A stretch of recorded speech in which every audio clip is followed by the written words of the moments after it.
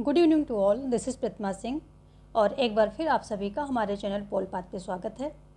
तो आज मैं कुछ इम्पोर्टेंट अनुच्छेद लेकर के आई हूँ। एक्चुअली कुछ लोगों के मैसेज पर्सनली मेरे पास आ रहे थे कि मैम इम्पोर्टेंट अनुच्छेद बता दीजिए, उस पर एक वीडियो बना के डाल दीजिए। तो मेरे पास भी टाइम नहीं और लास्ट टाइम में मैं आपको बहुत ज़्यादा कंटेंट देना नहीं चाह रही थी, इसलिए फिर मैंने सोचा कि चलो ठीक है, समाओ मैंने उसको मैनेज किया और कुछ इम्पोर्टेंट जो है ये आपके अनुच्छेद में लेकर के आई हूँ। इनको आप जो है लास्ट टाइम में पक्का रिवीजन लीजिए, क्योंकि ये बहुत ही इंपॉर्टेंट है, रिपीटेडली पूछे जाते हैं।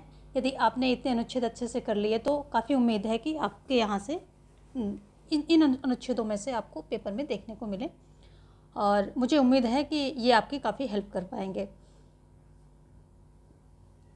मैं ऐसा नहीं कह रही हूँ कि आप कुछ और मत पढ़िए, लेकिन मैं ये कह रही हूँ कि ये बहुत ही इंपॉर्टेंट है, तो इनको ज़रूर देखिए एक बार इनका जो है एक फर्स्ट रिवीजन इनका पक्का लीजिए। यदि आपकी प्रिपरेशन अच्छी है तो इनका रिवीजन लीजिए, और प्रिपरेशन नहीं अच्छी तब तो पक्का लीजिए इनका रिवीजन, क्योंकि ये बहुत मोस्ट इम्पॉर्टेंट ये अनुच्छेद हैं जो बार बार पूछे जाते हैं। तो चलिए देखेंगे, इनको शुरू करेंगे फटाफट, बहुत ही कम टाइम में। हमने इनको लिख दिया है, बस एक बार देखना है। अनुच्छेद 1 जो है ये काफ़ी इंपॉर्टेंट है। जो अनुच्छेद 1 ये क्या कहता है, भारत अर्थात इंडिया राज्यों का संघ होगा। कभी कभी ऐसा संघ ऐसे आ जाता है और पूछ लेता है कि ये कहाँ पर लिखा हुआ है, या फिर कभी अनुच्छेद 1 में क्या लिखा हुआ है, तो सेंटेंस दे देंगे, तो वहाँ से आपको ये सेंटेंस उठाना होगा। तो ये सेंटेंस भी याद रखना है और ये अनुच्छेद भी याद रखना है। अनुच्छेद 2 क्या कहता है कि नए क्षेत्र के प्रवेश और स्थापना की शक्ति संसद के पास होगी, यानी कि जो नए राज्य बनेंगे, नए राज्य प्रवेश होंगे, जैसे कि सिक्किम हुआ था, तो ये सभी क्या होंगे कि इन सब की शक्ति जो है संसद के पास होगी, उनको प्रवेश करना, उनको बनाना, निर्माण करना।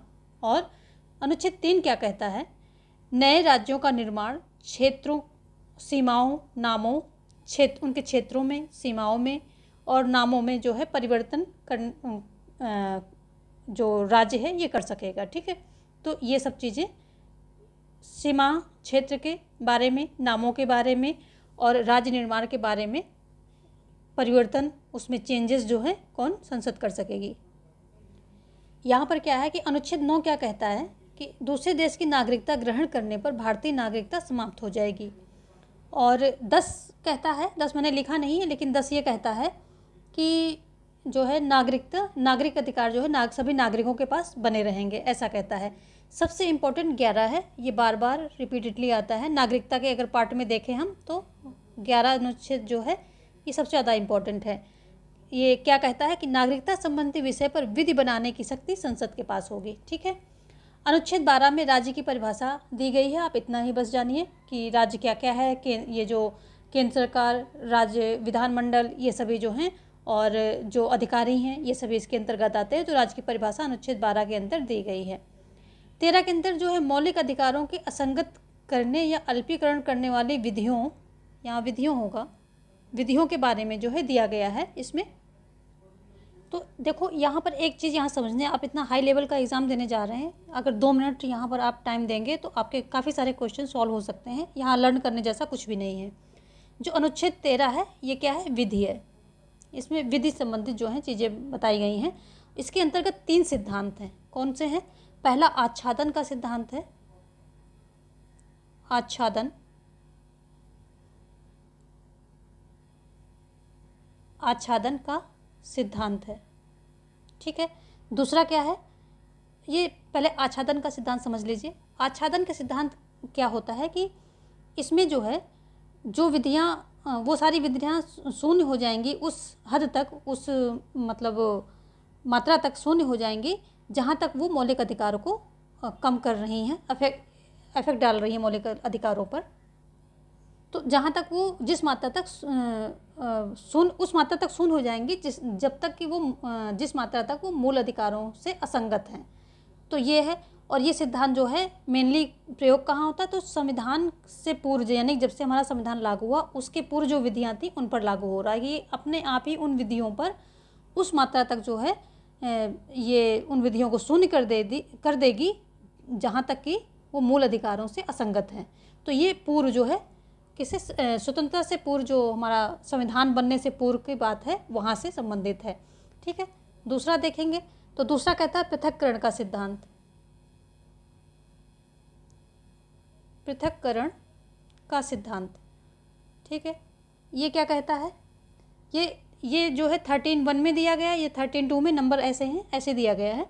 इसमें क्या है, राज्य कोई ऐसी विधि नहीं बनाएगा जो मूल अधिकारों को कम करती हो या छीनती हो, ऐसी विधि विरोध की मात्रा तक शून्य हो जाएगी। तो इसमें भी वही कहा गया है, विरोध की मात्रा तक शून्य हो जाएगी। और तीसरा अधित्यजन का सिद्धांत है, अधित्यजन का सिद्धांत है। ठीक है, और इसके अंदर क्या है, इसके अंतर्गत है कि जो ये नागरिक होंगे, ये अपने मौलिक अधिकारों, कोई भी व्यक्ति अपने मौलिक अधिकारों को परित्याग नहीं कर सकेगा। तो इसी के अंतर्गत जब ये राज्य जो है ऐसी विधि नहीं बनाएगा जो मूल अधिकारों को कम करती हो, तो इसी के अंतर्गत, इसी में जो है अनुच्छेद 13 के अंतर्गत ये क्या करता है, जो न्यायालय है वो इन विधियों की, राज्य की जो राज्य विधियाँ बनाता है उनकी विधियों की समीक्षा भी करता है। तो ये दो चीज़ें यहाँ पर हैं, एक तो विधि से संबंधित है, और दूसरा इसी से जो है न्यायालय क्या करता है, विधियों का एक समीक्षा करता है और मतलब उनका जो है अवलोकन करता है। और अगर आप पूछा जाए कि सुप्रीम कोर्ट को संविधान का संरक्षक कौन घोषित करती है, तो ये अनुच्छेद 13 ही है जो सुप्रीम कोर्ट को संविधान का संरक्षक घोषित कर रही है। ठीक है, इसी के अंतर्गत जो है संविधान को राज्य की विधियों का पुनरावलोकन करने का, उनकी समीक्षा करने का अधिकार दिया गया। तो ये चीज़ें बस कुछ नहीं है, इनमें थोड़ा सा आपने कॉन्सेप्ट समझ लिया तो आप आंसर देने में सक्षम रहेंगे। वहाँ पर अनुच्छेद 14 क्या कह रहा है कि कानून के समक्ष समता का अधिकार है। मैं ये कहती हूँ कि मूल अधिकार, जो मूल अधिकार हैं, मूल अधिकार, इनमें से आप एक भी अनुच्छेद मत छोड़ के जाइए, पूरे जो है पढ़ के जाइए, बहुत इजी हैं, थोड़ा सा आप अगर पढ़ेंगे तो पूरा पढ़ लेंगे, इनमें से कुछ भी छोड़ के मत जाइए। तो कानून जो ये 14 है, बहुत ज़्यादा पूछा जाता है, कानून के समक्ष समता का अधिकार। और आप इस हाई लेवल पे जा रहे हैं तो यहाँ पे क्या ही कहा जाए कि क्या पूछेंगे क्या नहीं, कुछ भी पूछ सकते हैं। ठीक है, 16 लोक नियोजन में सभी को समानता, ठीक है, समान अवसर की बात करता है, लोक नियोजन में समान अवसर की बात करता है।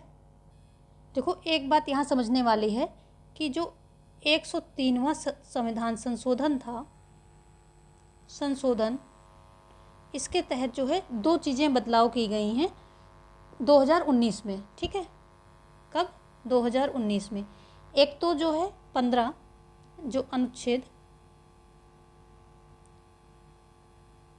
अनुच्छेद 15 का सब सेक्शन 6 है, सब सेक्शन 6 है। इसमें क्या कहता है कि जो शिक्षण संस्थाओं में प्रवेश में 10% का जो है आरक्षण दिया गया है, किसको, EWS को। EWS को कहाँ पर, शिक्षण संस्थाओं में, शिक्षण संस्थाओं में आरक्षण, ये वेरी इंपॉर्टेंट है, इसको आप थोड़ा ध्यान देंगे। शिक्षण संस्थाओं में आरक्षण, और कितने % आरक्षण, EWS सवर्ण, ये भी आप देख लेंगे, सवर्ण, क्योंकि और सभी का तो है ही, सवर्णों के लिए जो इकोनॉमिकली वीकर सेक्शन है, यानी कि जो गरीब हैं उनके, सवर्णों में उनके लिए आरक्षण का प्रावधान किया गया है। ठीक है, आरक्षण तो वहाँ पर लिख दिया है, आरक्षण का प्रावधान किया गया है, कितने % का, 10% का, ध्यान रखेंगे इसको। ठीक है, और इसी तरह जो सब सेक्शन 16(6) है, और इसी संशोधन यानी कि 103वें संशोधन 2019 द्वारा ये भी जोड़ा गया है 16 का सब सेक्शन 6। तो इसमें क्या कहता है, सरकारी सेवाओं में 10% की जो है सवर्ण आरक्षण, यानी कि EWS का आरक्षण यहाँ पर भी है, सवर्ण आरक्षण किया गया है यहाँ पर भी। तो दूसरा देख लेते हैं, ये 15 का हो गया, और सेम यही है संशोधन 103 संशोधन के द्वारा, 103वें संशोधन 2019 के द्वारा क्या किया गया है कि जो है 16 में सब सेक्शन 6 जोड़ दिया गया है, और 10% आरक्षण सवर्ण, किसमें, सरकारी सेवाओं में, सरकारी सेवाओं, नौकरियां कह लीजिए। ठीक है, 10% सरकारी सेवाओं में आरक्षण,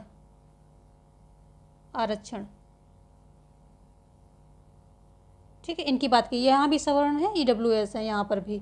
ठीक है, सवर्ण, EWS, इनको जो है किया गया है। तो 103वां संशोधन है 2019 में, दोनों चीज़ें जोड़ी गई हैं। दोनों EWS सवर्णों से संबंधित हैं, 10-10% दोनों को दिया गया है। बहुत ईजी है याद करना आपको। 15 में किसको, जो 15 का सब सेक्शन 6 है उसमें शिक्षण संस्थाओं में प्रवेश से संबंधित है, ठीक है। और जो 16 का 6 है तो ये नौकरियों से संबंधित है। इतना आप याद रखेंगे, ये बहुत ही इम्पोर्टेंट है, वेरी वेरी इम्पोर्टेंट है। तो इसको आप देखेंगे थोड़ा सा ध्यान से। देखिए यहाँ पर 19 जो है ना, 19 आपके लिए काफ़ी महत्वपूर्ण है। इसमें जो है 6 प्रकार की स्वतंत्रता दी गई हैं, 6 प्रकार की स्वतंत्रता, 6 प्रकार की स्वतंत्रताएँ दी गई हैं आपको, ठीक है। कौन कौन सी दी गई हैं आपको पता होगा, और इनका सीक्वेंस बहुत पूछता है और बहुत ही इजी ट्रिक है, उससे मैं आपको इसका सीक्वेंस लर्न करा दूंगी। तो 6 प्रकार की स्वतंत्रताएँ देता है, प्लस प्रेस की स्वतंत्रता। प्रेस की स्वतंत्रता क्या है, एक मौलिक अधिकार है, ये ध्यान रखेंगे आप, एक मौलिक अधिकार है, ठीक है। और ये 19 किसमें, इसको कहीं पर दिया नहीं गया है, स्पष्ट रूप से नहीं दिया गया है, लेकिन 19 के सब सेक्शन 1 के काम में या ए में आप कह सकते हैं कि ये जो है इसको आप रख सकते हैं, ठीक है। इसी में क्योंकि 19 के सब सेक्शन का 1 के काम में जो है दिया गया है अभिव्यक्ति, वाक एवं अभिव्यक्ति की स्वतंत्रता, तो प्रेस भी उसी से संबंधित है, ठीक है। ये एक जो है ध्यान रखेंगे, ये मौलिक अधिकार है, प्रेस की स्वतंत्रता एक मौलिक अधिकार है। तो यहाँ देखेंगे इसका सीक्वेंस पूछता है, तो जो 19 का सब सेक्शन 1 उसका ए क्या कहता है, वाक एवं अभिव्यक्ति की स्वतंत्रता, आपको पता है, इतना आपने शॉर्ट में लिखेंगे, यहाँ पर ज़्यादा टाइम नहीं लेंगे। बी क्या कहता है, बी क्या कहता है कि जो है शांतिपूर्ण सम्मेलन की बात करता है, ये सम्मेलन है ना की बात करता है। सी क्या कहता है, सी संघ या समिति बनाने की बात करता है, तो एक एक वर्ड लिखेंगे, संघ या समिति बनाने की बात करता है, ठीक है। डी क्या कहता है, डी कहता है कि आबाद भ्रमण की बात करता है, आबाद भ्रमण की बात करता है, ठीक है। फिर उसके बाद ई क्या कहता है, ई कहता है निवास, मतलब कहीं भी भारत में निवास की स्वतंत्रता देता है, ठीक है। एफ क्या कहता है, तो एफ जो है फालतू है, यानी कि निकल चुका है, इसमें संपत्ति का अधिकार था एफ। उसके बाद हम क्या जी की बात कर लेते हैं, तो जी क्या कहता है, व्यापार, यानी कि कोई भी व्यापार करने की स्वतंत्रता आपको ये देता है। इसको एक ट्रिक से समझेंगे, बहुत छोटी सी ट्रिक है और हमें ऐसे ही याद हुआ है और आज तक मैं नहीं भूली। तो सबसे पहले हम बातचीत की, उसके बाद सम्मेलन किया, सम्मेलन करके हमने अपना संघ यानी कि ग्रुप बना लिया, संघ समिति उसको ग्रुप कहेंगे, हमने अपना एक हमारा ग्रुप तैयार हो गया। जब हमने बातचीत की, एक सम्मेलन किया, उसके बाद हमारा क्या हुआ, एक ग्रुप बन गया। ग्रुप बना के हम कहाँ, भारत भ्रमण पे निकल पड़े।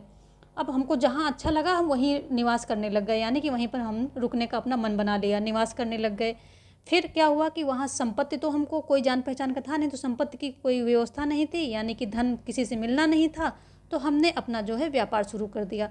तो धन मिलना नहीं था, यानी कि ये एफ आपका निकल चुका है, ठीक है। धन मिलना नहीं था, किसी से मदद, धन की पैसे की मदद मिलनी नहीं थी, तो हमने क्या किया कि व्यापार शुरू कर दिया अपनी जीविका चलाने के लिए। तो ये बहुत ही शॉर्ट ट्रिक है, एक स्टोरी टाइप में इसको रिलेट कीजिए और यहाँ से क्वेश्चन बहुत ज़्यादा आते हैं। देखो यहाँ पर क्या है, अनुच्छेद 20 भी बहुत बार पूछा जाता है। तो ये क्या है, दोष सिद्धि से संरक्षण का अधिकार, सिद्धि से संरक्षण का अधिकार, बस इतना याद रखना है। इसके बारे में सुन लीजिए। इसमें एक तो क्या होगा, किसी व्यक्ति को तब तक दोषी नहीं माना जाएगा जब तक उसके ऊपर लगाए गए आरोप साबित ना हो जाएं, ठीक है। जब तक उसके ऊपर लगाए गए आरोप से किसी विधि का उल्लंघन ना हो रहा हो। तो ये ध्यान रखिए कि जब तक किसी विधि का उल्लंघन, जैसे मुझसे एक चीटा कोई छोटा सा जीव मर गया, अब उसका कानून में वर्णन है नहीं, अब लोग आए नहीं तुमने पाप कर दिया अब तुम्हें सज़ा मिलेगी, तो नहीं, उसका विधि में उसका विधि में विवरण नहीं दिया गया, इसलिए मैं सज़ा मुझे नहीं मिलेगी, मैं सज़ा की हकदार नहीं हूँ। तो ये एक छोटा सा एग्जांपल था आपको समझाने के लिए कि जब तक जो उसके कार्य हैं, किए गए अपराध जो भी उसने किया है, वो विधि का उल्लंघन नहीं हो रहा है, तो उसको सज़ा नहीं दी जाएगी। दूसरी बात इसमें यह है कि डबल सज़ा किसी व्यक्ति को नहीं दी जाएगी, एक ही अपराध के लिए उसको 2 बार दंडित नहीं किया जाएगा, ठीक है। ये सारी बातें जो है इसमें कही गई हैं दोष सिद्धि से संरक्षण के अधिकार में, आप इसको ऐसे समझें। फिर क्या बात होती है आगे, देखते हैं। अब अगला अनुच्छेद 21 देख लेते हैं, प्राण एवं दैहिक स्वतंत्रता। तो इसका जो है अनुच्छेद 21 का विस्तारण इतना ज़्यादा हो रहा है कि इसके बारे में थोड़ा सा आप पढ़ के जाइएगा। इसमें निजता का अधिकार आ रहा है। इसमें मेन बात क्या कही गई है कि राज्य किसी व्यक्ति को उसके प्राण एवं दैहिक स्वतंत्रता से विधि द्वारा स्थापित प्रक्रिया के अनुसार ही वंचित करेगा, अन्यथा नहीं। तो देख लीजिए, इसमें निजता का अधिकार आ रहा, चिकित्सा सहायता पाने का अधिकार है, शिक्षा का अधिकार है, भोजन का अधिकार है, ठीक है। ये सारी चीज़ें इसके अंतर्गत आ गई हैं, यानी कि इसका जो है काफ़ी जो है विस्तृत होता जा रहा है अनुच्छेद 21, ठीक है। 21A के तहत जो है ये प्राथमिक शिक्षा का अधिकार दिया गया है। आपको पता है 86वें संविधान संशोधन द्वारा इसको जो है जोड़ा गया है, आपको ये सारी चीज़ें पता होंगी। और 20-21 जो है, एक यहाँ पर जो है नोट है आपका कि 20-21 कभी निलंबित नहीं होते, चाहे आपातकाल हो तब भी निलंबित नहीं होंगे, ठीक है। अनुच्छेद 22 भी बहुत इंपॉर्टेंट है, बहुत फ्रिक्वेंटली जो है ये एग्जाम में पूछा जाता है। इसके अंतर्गत दो मेन बातें हैं कि प्रत्येक गिरफ्तार व्यक्ति को गिरफ्तारी तथा निरोध से संरक्षण है ये, ठीक है। 22 जो है गिरफ्तारी तथा निरोध से संरक्षण है। ये दोष से देखिए 20 में दोष सिद्धि से संरक्षण था, ठीक है। और यहाँ पर क्या है, अनुच्छेद 22 क्या कहता है, गिरफ्तारी तथा निरोधों से संरक्षण। चलिए शॉर्ट में लिखते हैं, गिरफ्तारी से संरक्षण, गिरफ्तारी से संरक्षण। इसमें मेन दो बातें हैं कि प्रत्येक गिरफ्तार व्यक्ति को गिरफ्तारी का कारण बताया जाएगा और उसे अपने पसंद के वकील से मिलने दिया जाएगा। तो एक तो होगा कि गिरफ्तारी का कारण बताना पड़ेगा और प्लस वो अपने पसंद का वकील कर सकेगा, ठीक है। ये पहला पॉइंट है, ठीक है। और दूसरा पॉइंट क्या है, जो 22 के सबसेक्शन 2 में क्या देते हैं, वो ये देते हैं कि 24 घंटे के अंदर जो है मजिस्ट्रेट के समक्ष पेश किया जाएगा। कितने, 24 आवर के अंदर, 24 घंटे के अंदर जो नियरेस्ट मजिस्ट्रेट होगा तो उसके सामने प्रस्तुत करेंगे। मजिस्ट्रेट के समक्ष, बाकी आप समझ रहे हैं, अब छोड़ देते हैं लिखना। मजिस्ट्रेट के समक्ष जो है प्रस्तुत करेगा। और ये देख लीजिए कि मजिस्ट्रेट शब्द का प्रयोग सिर्फ संविधान में एक ही बार हुआ है, वो भी 22 में हुआ। यहाँ से क्वेश्चन बनता है, ठीक है। कहाँ पर हुआ है, 22 में हुआ है, अनुच्छेद 22 में हुआ है। ये संविधान में सिर्फ एक बार इसका प्रयोग हुआ है पूरे संविधान में। और कहाँ हुआ है, अनुच्छेद 22 में हुआ है, जब कहता है कि गिरफ्तार व्यक्ति को मजिस्ट्रेट के सामने 24 घंटे के अंदर प्रस्तुत करें। तो यहाँ से आपके 2-3 सवाल बन रहे हैं, ध्यान रखिएगा। चलिए, पूछ लेगा कि वकील की करने की स्वतंत्रता या किस में मिल रही है, अधिकार किस में दिया जा रहा है, तो 22 में। पूछ लेगा कारण किस में बताना पड़ता है, कौन से अनुच्छेद की गिरफ्तारी में, तो गिरफ्तारी से संबंधित जो है सब इसी 22 में आ जाएंगे। इसके बाद जो है 23-24 आपका हो जाता है, काफ़ी इंपॉर्टेंट है, पूछ लेता है कि शोषण के विरुद्ध अधिकार 23-24 में आता है ना। तो ये पूछेगा, 23 में आता है कि शोषण के विरुद्ध अधिकार, और 24 में है कि 14 वर्ष से कम बालक को किसी भी जोखिम भरे काम में नियोजित नहीं किया जाएगा, ठीक है। वर्तमान में इसको जो है पूरी तरह से रोक लग गई है, किसी प्रकार के काम में नहीं नियोजित किया जाएगा, क्योंकि जो है अब मौलिक शिक्षा एक मौलिक अधिकार बन चुका है ना। ये सारी बातें आपको पता होनी चाहिए, मुझे मतलब उम्मीद है कि आपको पता होगी। तो ये सारी चीज़ें जो है आप देखेंगे। और यदि हम आप चलिए 25 की बात कर लेते हैं। 25 जो है पूछा जाता है, ये वैसे 23-24 भी बहुत ज़्यादा पूछा जाता है, शोषण के विरुद्ध अधिकार, और जो है क्या बोलते हैं 24 बाल श्रम पर रोक, ये बहुत ज़्यादा पूछे जाते हैं, तो ये आप ध्यान रखेंगे, ठीक है। 25 क्या कहता है, अंतरात्मा की स्वतंत्रता, धर्म के प्रचार प्रसार की स्वतंत्रता, ठीक है। अंतःकरण की एवं धर्म के प्रचार प्रसार की जो है स्वतंत्रता इसमें दी गई है। और इसी 25 के अंतर्गत भारत को पंथ निरपेक्ष राज्य घोषित करता है, अगर पूछे जाए, क्योंकि इनडायरेक्ट क्वेश्चन बहुत आते हैं हाई लेवल पे ना। तो इसी 25 के अंतर्गत ही भारत को क्या है, एक 25 ही भारत को पंथ निरपेक्ष राज्य घोषित करता है, ठीक है। और पंथ निरपेक्षता भारत का आधारभूत ढांचा है। तो इसी 25 के अंदर ही आधारभूत क्या बोलेंगे, पंथ निरपेक्षता, पंथ निरपेक्ष भारत घोषित करता है, कौन, अनुच्छेद 25 ही, ठीक है। 30 देखेंगे, बहुत फ्रिक्वेंटली पूछा जाता है, अल्पसंख्यकों को शैक्षिक संस्थानों को स्थापित करने, उनका प्रशासन करने का अधिकार, ये जो है अनुच्छेद 30 के अंतर्गत दिया गया है।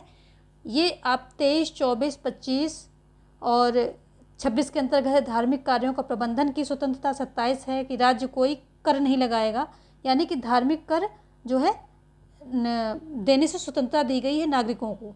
यदि कोई धर्म का कार्य कर रहे हैं, कोई भी मंदिर मस्जिद अपनी बना रहा है, या मतलब कुछ ऐसा कार्य कर रहा है जो धर्म से रिलेटेड है, तो उसमें कर नहीं लगेगा। राज्य कोई धार्मिक कर नहीं लगा सकता है। तो ये सब किसमें 27 में दिया गया है। तो यहाँ पर हमने 23 शोषण के विरुद्ध अधिकार लिख दिया, क्योंकि ये सब जो है बहुत ही इंपॉर्टेंट है। वैसे आप पूरा मूल अधिकार देख लेंगे, लेकिन ये कुछ अनुच्छेद बहुत ही इंपॉर्टेंट है। शोषण के विरुद्ध अधिकार अनुच्छेद 23 में बात होती है।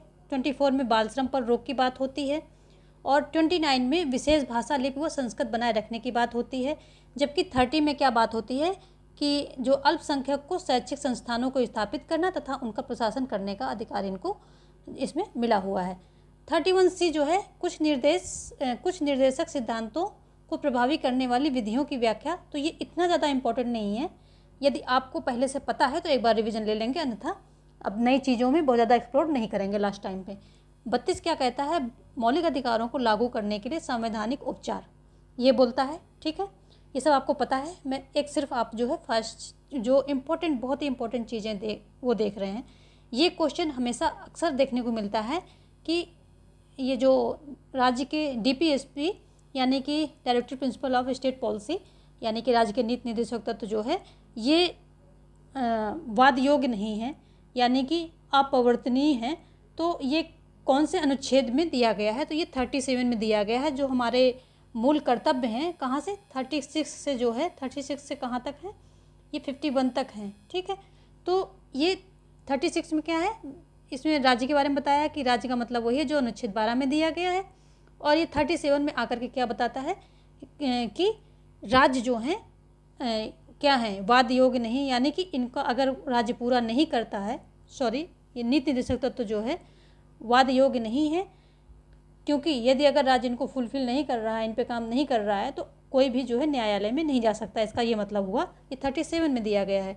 38 में सामाजिक आर्थिक नैतिक न्याय की बात हो रही है, और यही डायरेक्ट यहाँ से पूछता है कि लोक कल्याणकारी राज्य की बात किस अनुच्छेद में की गई है, तो ये अनुच्छेद 38 में की गई है। आप ध्यान रखेंगे, अनुच्छेद 38 में जो है लोक कल्याणकारी राज्य की स्थापना करने की बात कही गई है।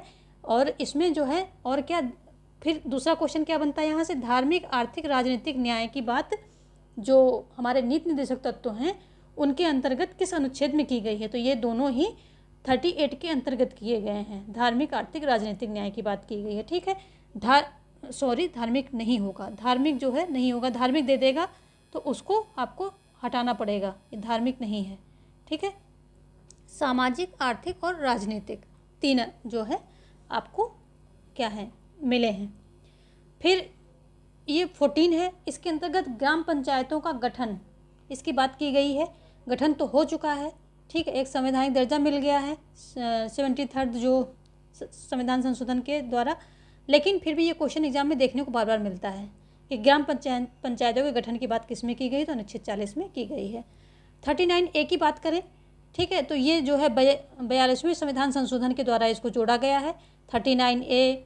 और ये जो है क्या इसमें बताते क्या है कि निःशुल्क विधिक सहायता दी जाएगी। जो गरीब लोग होंगे राज्य उनको जैसे निःशुल्क विधिक सहायता प्रदान करेगा, यानी कि राज्य की तरफ से वकील वगैरह उनके लिए किए जाएंगे।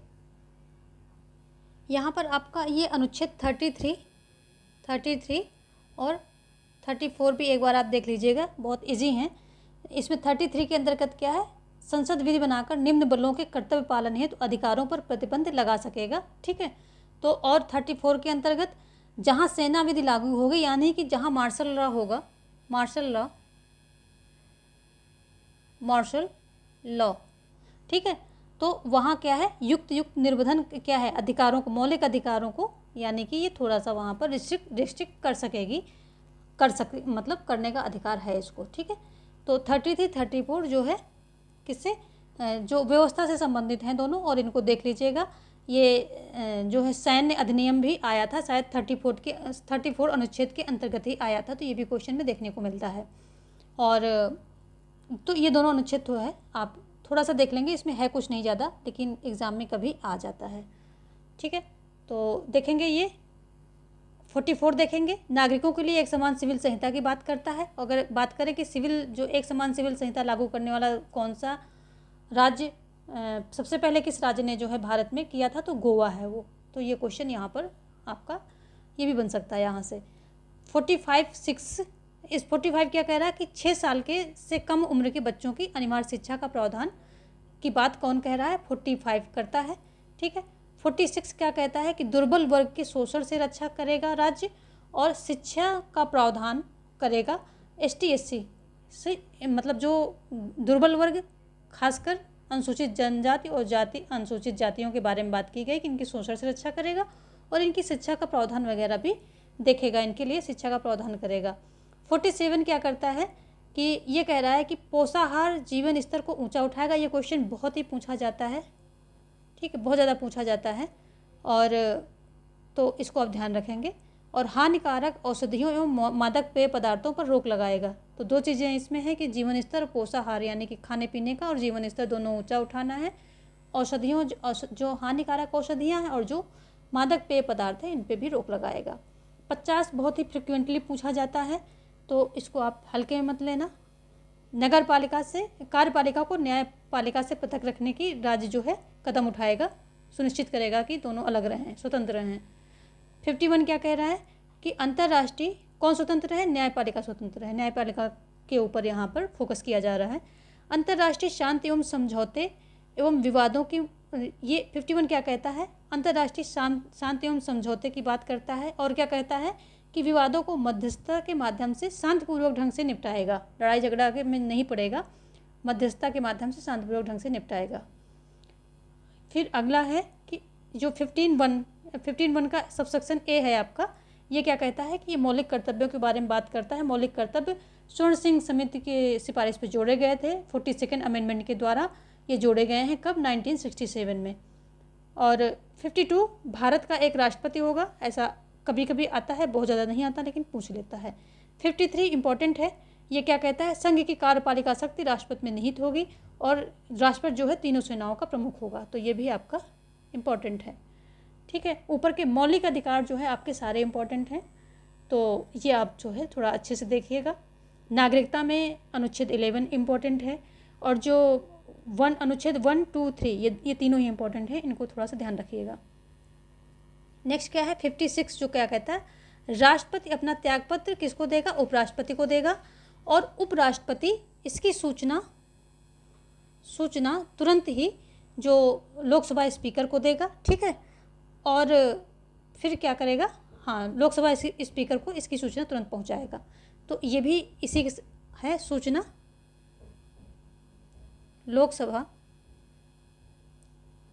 लोकसभा स्पीकर को देगा,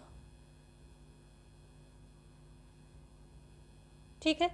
61 क्या है, महाभियोग की प्रक्रिया की बात करता है, ठीक है। यहाँ पर दो चीज़ें ध्यान रखनी कि जब राष्ट्रपति को हटाया जाएगा तो 61 में महाभियोग प्रक्रिया दी गई है, उस प्रक्रिया के द्वारा हटाया जाएगा। लेकिन ये बात कहाँ कहीं इसमें तो सिर्फ प्रक्रिया दी गई है ना, ये इसमें सिर्फ क्या है, प्रोसेस दिया गया है। यहाँ पर 61 में क्या है, प्रोसेस बता रहा है, प्रक्रिया बता रहा है। लेकिन अगर यहाँ तो सिर्फ प्रक्रिया है, वहाँ पे कुछ नहीं और कहा है। लेकिन ये बात कहाँ कही गई है कि राष्ट्रपति को हटाना है, तो ये जो है इस 61 की आर्टिकल के तहत हटाया जाएगा। तो ये 51 का जो है सबसेक्शन 1 में बी में कहा गया है। तो आप जो मोटे तौर पे देखेंगे 51 में कहा गया है, तो यहाँ पर कहा गया कर लेते हैं आप, थोड़ा ध्यान, यहाँ पर कहा गया है, ठीक है, कि यहाँ पर कहा गया है कि 61 की प्रक्रिया के द्वारा राष्ट्रपति को हटाया जाएगा। 51 में कहा गया है और 61 में प्रक्रिया दी गई है। तो ये चीज़ें दोनों ध्यान रखिएगा, आप थोड़ा सा हायर लेवल पे जा रहे हैं तो आपको पता होना चाहिए। अब यहाँ पर जैसे मौलिक अधिकार हमने अभी बताए, तो मौलिक अधिकार में जब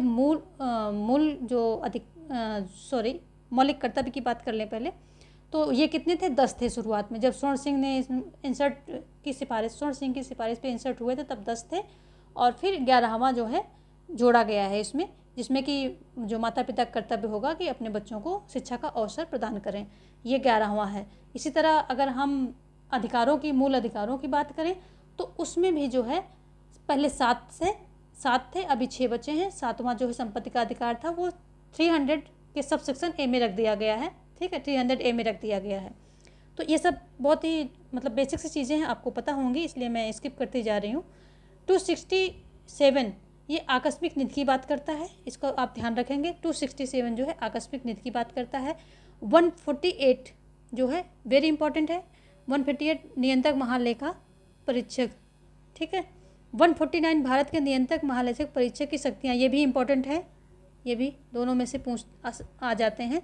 फिर 155 राज्यपाल की नियुक्ति की बात करता है। 161 क्षमा को कम करने, टालने और निलंबित करने की राज्यपाल की शक्तियों के बारे में बात करता है। तो ये भी आपका मतलब फ्रिक्वेंटली देखने को मिलता है। 163 की बात करें, राज्यपाल की सहायता और सलाह के लिए एक क्या होगी, मंत्रिपरिषद होगी। तो ये भी बहुत ज़्यादा पूछा जाता है, ये भी बहुत ज़्यादा पूछा जाता है।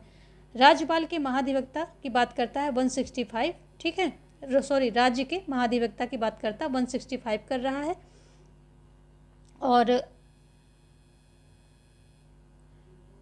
क्या है 167 राज्यपाल को जानकारी देने के लिए मुख्यमंत्री के कर्तव्यों की बात करता है। देखिए ये भी इम्पोर्टेंट है, आपका सारे इंपॉर्टेंट दिए हैं, लेकिन उसमें कुछ 168 क्या कह रहा है, राज्यों में विधानमंडल की व्यवस्था। 69 क्या कह रहा है कि 169 राज्यों में विधान परिषदों की रचना व उन्मूलन, ठीक है। फिर क्या कह रहा है कि 170 क्या कह रहा है कि राज्यों में विधानसभाओं की संरचना। और फिर आगे क्या है कि 71 क्या कह रहा है, राज्यों में विधान परिषदों की संरचना। और 72 क्या कह रहा है, विधानमंडलों की अवधि। 73 विधान वन आगे सब में लगा हुआ है। 172 राज्य विधानमंडलों की अवधि। 173 राज्य विधानमंडल के सदस्यता की योग्यता। 178 विधानसभा के स्पीकर और डिप्टी स्पीकर, ये इम्पॉर्टेंट है आपका। और ये जो है यहाँ 71 से यहाँ ये 2-3 इतने ज़्यादा जो 2 हैं इतने ज़्यादा इम्पोर्टेंट नहीं है। और तो देख लीजिए, आपके लिए नया हो तो इस पर आप ज़्यादा एफर्ट मत डालिएगा। 149 क्या कहता, महाधिवक्ता की शक्तियों की बात करता है। 194 महाधिवक्ता की शक्तियाँ कर लेते हैं यहाँ पर। तो ये महाधिवक्ता की शक्तियाँ देखो 2 तरह की होती हैं। यहाँ 194 की बात हो रही है, तो ये किससे, राज्य की विधायिका, जो राज्य की विधायिका के सदन है और उसकी समितियों से जुड़े हुए हैं। तो जो राज्य सदन शॉर्ट में कर लेते हैं, राज्य के सदन और समितियों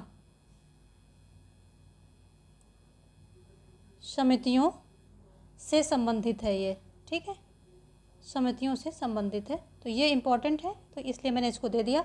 वैसे जो दूसरा है इसके महाधिवक्ता की शक्तियाँ विशेषाधिकार जो होते हैं वो 177 में होते हैं। और राज्य महाधिवक्ता से संबंधित अनुच्छेद, तो चलिए यहाँ पर ये ध्यान रखेंगे 194, ज़्यादा देखेंगे तो फिर कंफ्यूज हो जाएंगे। अनुच्छेद 200 में क्या कह रहा है, राज्यपाल द्वारा बिल को स्वीकृत। तो अनुच्छेद जो 200 है इसमें प्रावधान क्या है कि राज्यपाल द्वारा बिल को स्वीकृति का प्रावधान इसमें है।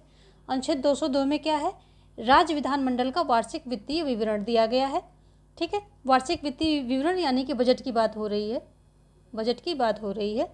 राज्य विधानमंडलों में जो राज्यों के जो बजट है उनकी बात की जा रही है। और अनुच्छेद 212 में क्या कहा गया है कि न्यायालयों को राज्य विधानमंडल की कार्यवाही के बारे में पूछने का अधिकार जो है नहीं है, ठीक है। तो ये कहा गया है। ये 213 जो अनुच्छेद है ये इम्पॉर्टेंट है। देखिए जो इम्पॉर्टेंट है बहुत ज़्यादा, उनको अलग से आप ध्यान रखेंगे। तो ये इसके द्वारा क्या, राज्यपाल द्वारा अध्यादेश जारी किया जाता है। 214 के द्वारा राज्यों के लिए उच्च न्यायालयों की व्यवस्था की गई है, तो ये भी इम्पोर्टेंट है। 217 उच्च न्यायालय के न्यायाधीश की नियुक्ति की शर्तें हैं, देख लीजिएगा इसको भी, ये भी मतलब आता ही है। 226 के द्वारा उच्च न्यायालय की रिट जारी करने की शक्तियाँ, ये इम्पोर्टेंट है। 32 के तहत जो संवैधानिक उपचार कह लीजिए या जो उसी के द्वारा जो है सर्वोच्च न्यायालय की रिट किसके द्वारा जारी होती है, 32 के द्वारा, उसे संवैधानिक उपचार भी बोला जाता है। तो ये सारी बातें 32 के द्वारा सर्वोच्च न्यायालय रिट जारी करता है। रिट 5 प्रकार की होती हैं। और जो उच्च न्यायालय है ये रिट जारी करता है किसके द्वारा? ये 226 के अनुच्छेद 226 के द्वारा जो है ये अपनी रिट जारी करता है। ये भी 5 प्रकार की रिट जारी करता है। अनुच्छेद इसका 226 है और सर्वोच्च न्यायालय का 32 है। ठीक है। 108 के द्वारा जो है संयुक्त बैठक का प्रावधान किया गया है।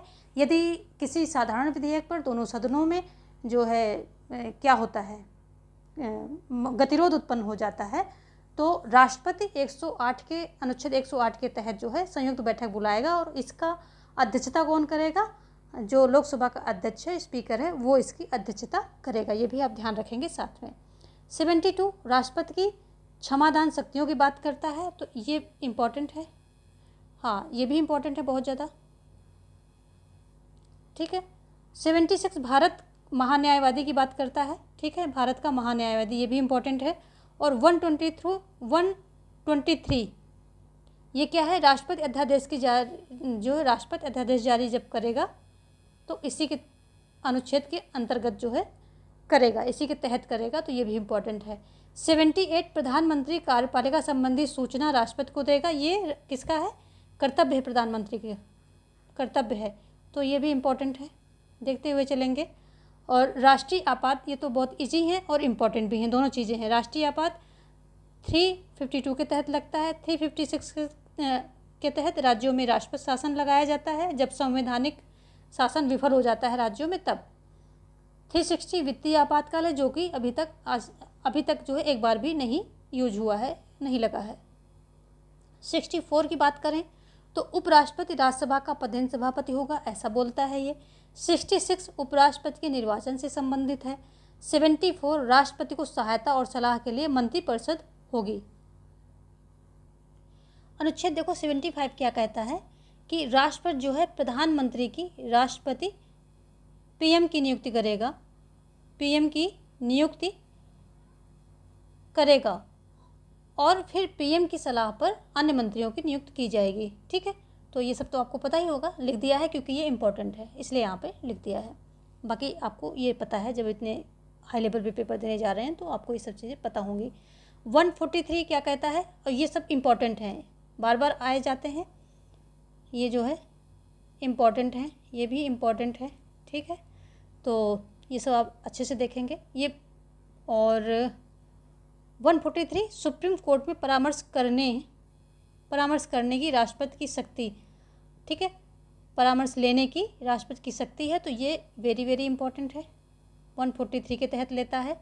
ठीक है, 143 के तहत लेता है। और ये भी बहुत ज़्यादा इम्पोर्टेंट है, अखिल भारतीय सेवाओं का सृजन, राज्यसभा के अंडर ये अधिकार, एकाधिकार है राज्यसभा का इस पर, और अखिल भारतीय सेवाओं का सृजन जो है राज्यसभा ही करेगी, वेरी वेरी इंपॉर्टेंट है ये। 249 राज्यसभा राष्ट्रीय हित में राजसूची के विषय पर विधि बना सकेगी। शॉर्ट में लिखा है पर आप इतना समझते हैं और उसको एस्टिमेट कर लेंगे, तो ये वेरी वेरी इंपॉर्टेंट है, बहुत ही ज़्यादा इम्पॉर्टेंट है ये बहुत ही ज़्यादा इम्पॉर्टेंट है। ये आगे ये दोनों भी बहुत इम्पॉर्टेंट हैं, वेरी वेरी इंपॉर्टेंट हैं। ये भी क्या है, धन विधेयक प्रक्रिया की बात करता है इसमें। ठीक है, इसमें साफ साफ कहा गया कि जो धन विधेयक है वो राज्यसभा में प्रस्तुत नहीं किया जा सकता है, वो लोकसभा में ही प्रस्तुत होगा, तो प्रक्रिया की बात हो रही है। और यहाँ धन विधेयक की परिभाषा की बात करता है, बहुत ही मिसप्रिंट है, तो आप जो है इसको समझ लेंगे, मुझे ऐसी उम्मीद है आपसे। परिभाषा की बात करता है, ठीक है, यानी कि जो 110 है इसमें परिभाषा दी गई, 109 में प्रक्रिया की बात की गई है कि कैसे कैसे धन विधेयक रखा जाएगा, कहाँ रखा जाएगा, कहाँ नहीं रखा जाएगा। और इसमें परिभाषा की धन विधेयक क्या होगा, धन विधेयक जो है किसे धन विधेयक कहा जाएगा, तो ये बात 110 में बताई गई है। ये सभी वेरी वेरी इंपॉर्टेंट हैं, आप इनको ध्यान रखेंगे। वार्षिक वित्तीय विवरण देखिए ये है, ये भी इम्पॉर्टेंट है, 112 के अंतर्गत कहा गया है। और यहाँ पर एक ये है कि ये बजट है, जैसे वहाँ का था, अभी हमने राज्य के बजट की बात की थी, बजट की बात करता है, लेकिन बजट शब्द का प्रयोग नहीं किया गया संविधान में कहीं भी। हम लोग एक कॉमन लैंग्वेज में इसको बोलते हैं बजट, बट इसका जो संविधान में बात करें तो इसका जो एक वर्ड दिया गया है वार्षिक वित्तीय विवरण, इसी शब्द को वहाँ पर रखा गया है, बजट शब्द को रखा नहीं गया है। 105 अनुच्छेद 105 क्या कहता है, संसदीय विशेषाधिकार की बात करता है। ठीक है, तो और 122 जो है संसदीय कार्यवाहियों की जांच संसद द्वारा नहीं की जा सकती है, न्यायालय द्वारा होगा। जो संसदीय कार्यवाहियों की जांच है किसके, न्यायालय द्वारा नहीं की जा सकती है। ठीक है, तो यहाँ पर जो संसदीय क्या है, विशेषाधिकार है 105 के तहत सांसदों को कुछ विशेषाधिकार मिलते हैं, तो ये भी आपको इम्पोर्टेंट है, ध्यान में रखना है। प्लस जो 263 के अंतर्गत जो अंतर्राज्यीय परिषदों की बात की गई है, प्रावधान किया गया है, ये बहुत इम्पोर्टेंट है, इसको आप ध्यान रखेंगे। 262 के अंतर्गत अंतर्राज्यीय जल विवाद निर्णय का प्रावधान किया गया, तो ये भी वेरी इंपॉर्टेंट है, ये भी आप याद रखेंगे। ये 243B पंचायतों का गठन की बात होती है, ये पंचायतों से संबंधित जो है ये बार बार कुछ न कुछ आ ही जाता है। और 243C पंचायतों की संरचना की बात करती है। 240G पंचायतों की जिम्मेदारी, शक्तियों और अधिकार की बात करती है। 243K पंचायतों के चुनाव की बात करती है। और प्लस इसमें आरक्षण की बात की गई है, महिला आरक्षण की बात की गई है, तो वो भी आप देखेंगे, वो भी एक बार आप थोड़ा सा देख करके तब जाएंगे। ठीक है, और 275 कुछ राज्यों की संघ से अनुदान की बात करती है, कुछ राज्यों को संघ से अनुदान का बात ये करती है। इसमें क्या होता है, जो राज्य कम विकसित होते हैं और तो उनको जो है अनुदान के रूप में ज़्यादा पैसा दिया जाता है ताकि उनका भी विकास हो सके, बाकी मेन स्ट्रीम में आ सकें, जो विकसित राज्य हैं उनकी कैटेगरी में वो भी आ सके। तो 80 क्या कहता है, वित्त आयोग की स्थापना की बात करता है। ठीक है, 300A तो ये संपत्ति के जो विधि के प्राधिकार के बिना व्यक्तियों को संपत्ति से वंचित ना किया जाए, यहाँ पर आ गया है इधर, तो वंचित ना किया जाना ये कहता है। तो ये थी 300A की बात अभी हमने की थी, ये मौलिक अधिकार में ये संपत्ति का अधिकार पहले था, लेकिन वहाँ से उठाकर अब ये एक विधिक अधिकार बन गया है। तो ये भी इम्पोर्टेंट है, पूछा जाता है, दूसरी तरह से पूछा जाता है कि जो मौलिक संपत्ति का अधिकार था, जो कि पहले मौलिक अधिकार था, तो वो अब कहाँ है, तो वो 300A में है। ठीक है, तो ये भी जो है आप ध्यान रखेंगे इसको। 315 संघ और राज्यों के लिए लोक सेवा आयोग की स्थापना की बात करता है, तो ये भी आपका इम्पोर्टेंट है। फिर 320 क्या है, लोक सेवा आयोगों के कार्य की बात करता है, इसको आप ऐसे देख लीजिएगा। 324 ये बहुत इंपॉर्टेंट, निर्वाचनों के अधीक्षण, निर्देशन व नियंत्रण निर्वाचन आयोग में निहित, यानी कि यहाँ पर सीधे सीधे निर्वाचन आयोग की बात की गई है, तो ये यहाँ पर इम्पॉर्टेंट है, बल्कि वेरी इम्पॉर्टेंट है। फिर 330 में लोकसभा में SC ST की सीट की आरक्षण की बात की जाती है। 368 संविधान संशोधन से संबंधित है, इम्पॉर्टेंट है। 370 में क्या होता है कि जम्मू कश्मीर के संबंध में अस्थायी प्रावधान किए गए हैं, प्रावधान जम्मू कश्मीर के संबंध में अस्थायी प्रावधान किए गए थे, जो कि अब हट भी गए हैं 19 में। तो लेकिन क्वेश्चन तो आते हैं, कुछ हट जाए, चैप्टर समाप्त हो जाए, फिर भी जो है हिस्ट्री के रूप में वो आते रहते हैं। ये 393 क्या होता है, संविधान का संक्षिप्त नाम भारतीय संविधान है, भारत का संविधान है। इस संविधान का संक्षिप्त नाम भारत का संविधान है। ऐसा जो है सीधा सीधा रहता है कि ये किस अनुच्छेद में दिया गया है, तो ये 393 में दिया गया है, और कई जगह ये क्वेश्चन जो है देखने को मिल रहा है। ठीक है, तो ये कुछ इंपॉर्टेंट क्वेश्चंस हैं। बाकी आप जो है मौलिक कर्तव्य के एक बार सभी कुछ थोड़ा सा हल्का देख लेंगे, क्योंकि उसमें सेंटेंस दे देंगे कि कौन सा मौलिक कर्तव्य के अंतर्गत है और कौन सा नहीं है।